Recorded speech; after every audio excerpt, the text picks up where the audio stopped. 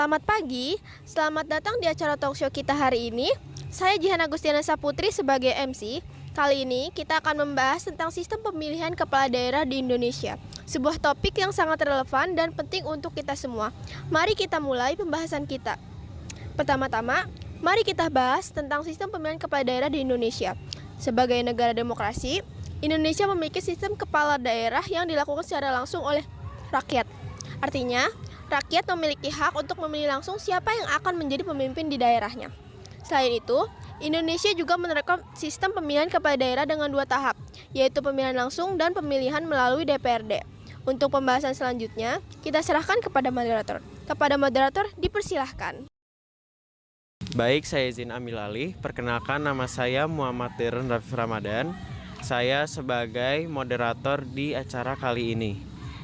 Untuk pembahasan tentang sistem pemilihan kepala daerah, kita serahkan kepada ahli di bidangnya. Mari kita sambut narasumber pertama kita kepada Melisa Amanda Putria, dipersilahkan.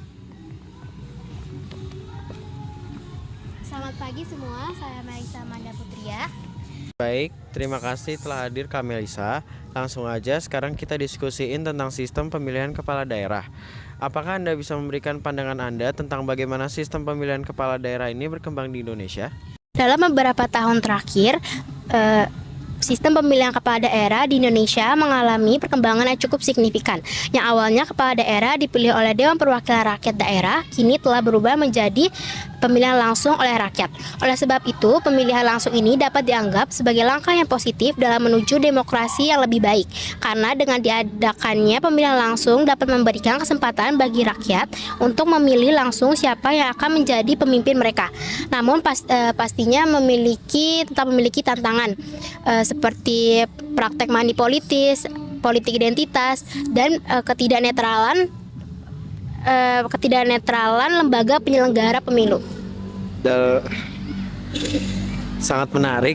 Sekarang mari kita dengarkan dari perspektif dari sudut pandang lain. Saya ingin mengundang narasumber kedua kita, yaitu Ayasha Raradiana, untuk bergabung dengan kita pagi ini. Mari kita sambut kepada Kak Ayasha, dipersilahkan.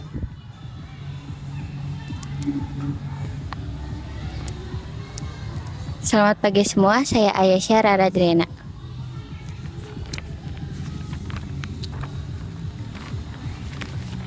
Baik, terima kasih telah bersedia hadir Kak Ayasha.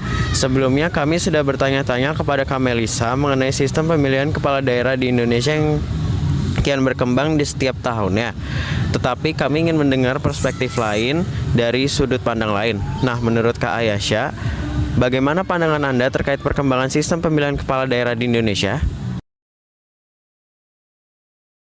Menurut saya pribadi, sistem pemilihan kepala daerah di Indonesia telah berkembang dari masa pemilihan tidak langsung menuju pemilihan langsung oleh rakyat setelah reformasi pada tahun 1998. Pada tahun 2005, sistem ini diperkenalkan untuk meningkatkan akuntabilitas dan partisipasi politik masyarakat. Meskipun membawa tantangan seperti biaya tinggi dan politik uang, sistem ini dipertahankan dengan berbagai revisi dan perbaikan. Perubahan ini mencerminkan upaya Indonesia untuk meningkatkan demokrasi dan desentralisasi. Pasti ada positif dan negatifnya. Wah, tidak kalah menarik ya pandangan Kak Ayasha. Jadi dapat kita simpulkan ya, jadi perkembangan sistem pemilihan kepala daerah di Indonesia itu terlihat dari yang awalnya pemilihan dilakukan secara tidak langsung, yaitu oleh DPRD. Kini beralih menjadi pemilihan langsung oleh rakyat. Baik, sekarang kita lanjut ke sesi tanya jawab. Selama berlangsungnya acara kami, memiliki beberapa audiens yang ikut mendengarkan bersama kami. Jadi, apa kita minta beberapa orang untuk mengajukan pertanyaan ya? Dipersilakan bagi para audiens yang ingin bertanya. Baik, terima kasih atas kesempatannya. Perkenalkan, nama saya Surya Pratama. Apakah ada sistem pemilihan kepala daerah lain di negara Indonesia? Terima kasih. Terima kasih kepada Surya atas pertanyaannya. Akan kami simpan terlebih dahulu. Apakah ada yang ingin bertanya lagi terkait sistem pemilihan kepala daerah di Indonesia? Sebelumnya, terima kasih atas kesempatannya. Saya Kirania Siti Hartanti izin bertanya, bagaimana jika ada kecurangan yang terjadi pada proses pemilihan kepala daerah? Terima kasih. Pertanyaan yang sangat menarik. Terima kasih kepada Kak Surya dan Kak Kirania atas pertanyaannya. Kepada Kak Melisa dan Kak Ayasha, silakan untuk menjawab pertanyaan dari para audiens. Saya akan menjawab pertanyaan dari Kak Surya. Sistem pemilihan kepala daerah lainnya itu ada pemilihan kepala daerah serentak. Sistem ini mengatur pemilihan dilaksanakan di waktu yang secara bersamaan di seluruh wilayah Indonesia dengan tujuan untuk menghindari ketimpangan waktu pelaksanaan di berbagai daerah. Ada pula sistem pemilihan kepala daerah yang mungkin masih bisa dibilang cukup baru ya. Itu ada pemilihan kepala daerah secara elektronik. Sistem ini menggunakan teknologi elektronik untuk proses pemilihannya. Dapat menggunakan komputer atau mungkin smartphone. Dan ada juga pemilihan kepala daerah dengan menggunakan aplikasi pemilihan online. Sistem ini dilaksanakan dengan memberikan suaranya melalui aplikasi online yang telah disediakan oleh pihak penyelenggara pemilu. Mungkin itu saja jawaban untuk pertanyaan dari Kak Surya. Terima kasih kepada Kak Melisa atas jawabannya ya dari pertanyaan Kak Surya. Jadi bisa disimpulkan ya, jika sistem pemilihan kepala daerah di Indonesia ada 5, yaitu pemilihan secara langsung, pemilihan secara tidak langsung, pemilihan secara serentak, pemilihan menggunakan teknologi elektronik, dan pemilihan online. Untuk pertanyaan kedua mungkin bisa dijawab oleh Kak Ayasha.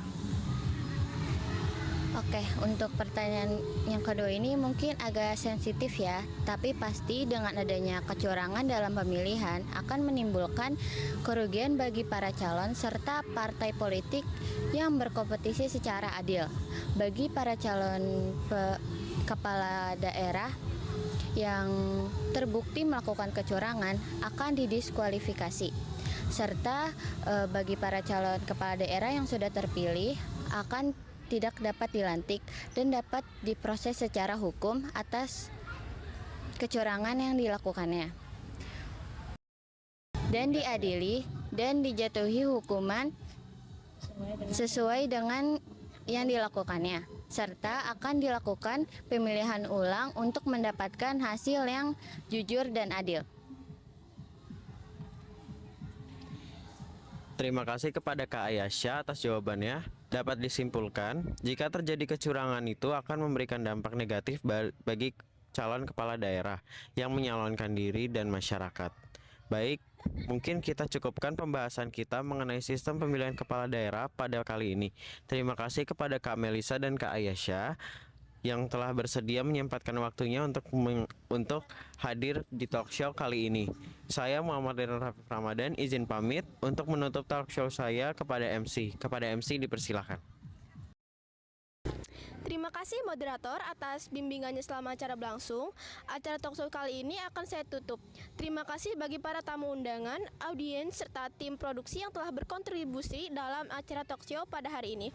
Saya Jihan Agustiana Saputri sebagai MC izin pamit. Sampai bertemu di lain waktu. Salam demokrasi. Bye-bye.